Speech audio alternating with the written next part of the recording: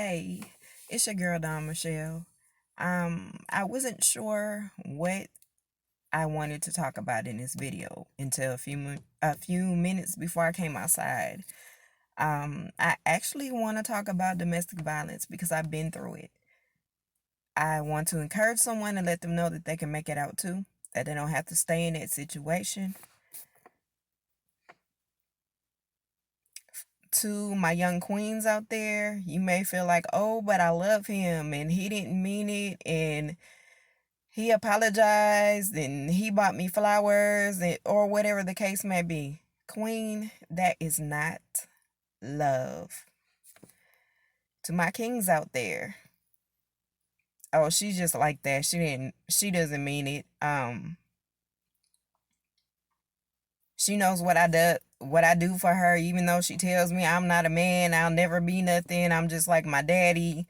Although she threatens my life and threatens to stab me or whatever the case may be, that is not love.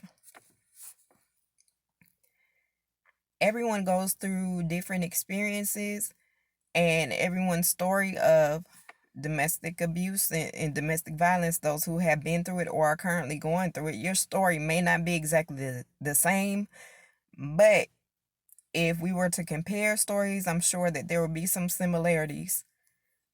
I wanted to read something, and this is something that I wrote 11 years ago. This was after I had gotten out. This was a few years after I had gotten out, and I dealt with so many emotions. Um, I felt alone. I felt like nobody understood how I felt or what I was going through or the challenges that I faced. I had nightmares for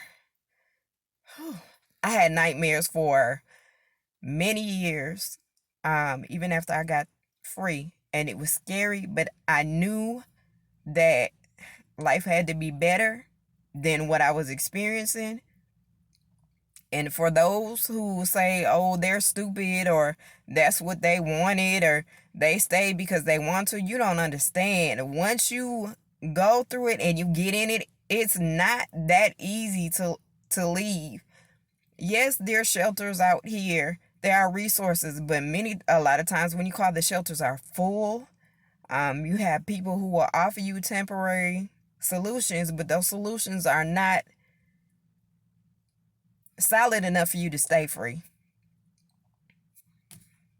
At some point, I'll post my full story, how I was able to get free and stay free, but that's a whole nother video or two or three or four.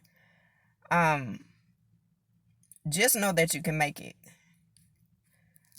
Okay. And this is what I wrote 11 years ago. And I'm reading it because I haven't looked at this in so long. Working hard to be free, no matter how I try to shake it, my past chases me. Flashbacks of being abused and misused, even though I choose a better life.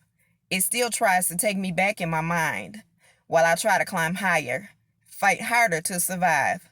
Grateful to be alive as I strive to move forward.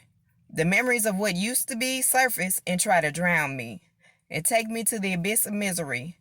But I refuse to dwell there. I still have dreams in the air. Stretching forth my hand to obtain my piece of happiness is sometimes scary because I'm new to this. The choices I make are my own, not settling out of fear or being under someone's control. I can't change what I've been through, though it tried to change me. I can draw from the strength that trials deposited in me. I've heard it said that if it don't break you, then it will make you stronger. Well, I must be stronger than a wall of iron. Most women would have broken under pressure. Somehow God kept me together, scars and all. I fall on my face to give him all my thanks. Grateful to be alive, yes, though sometimes the pain is so intense. I wonder if it will all ever go away.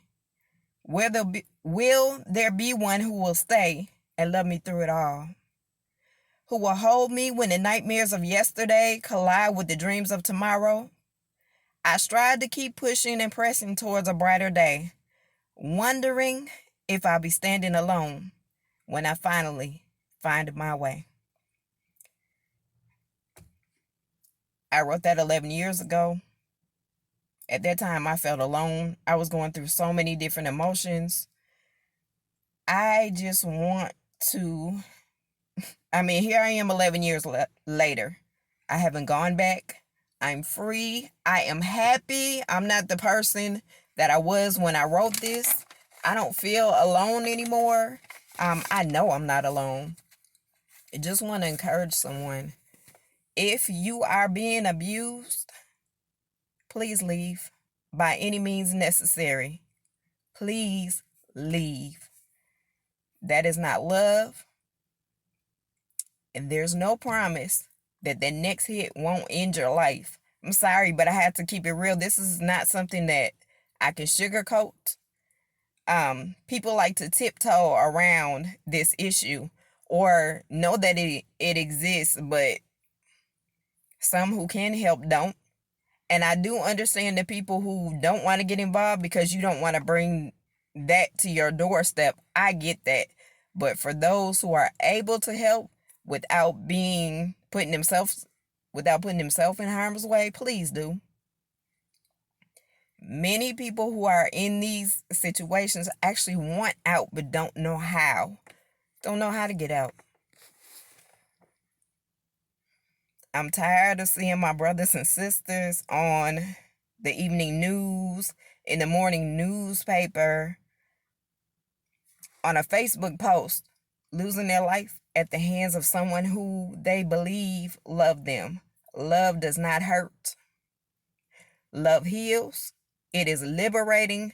It inspires. It is compromise. And please, if you're with someone who does not love you, does not encourage you, does not lift you up, does not support you, please love yourself and make choices that will better your life for you. This is Dawn Michelle. As always, be encouraged, be inspired, be blessed. Please love yourself. I'm tired of seeing people losing their lives. We're in a time where this country, you don't know if we get ready to go to World War III.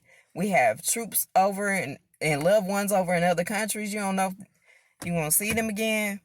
Please do what you have to do to be free, to be happy, to be healthy, to be whole. Again, if you're being abused, get out.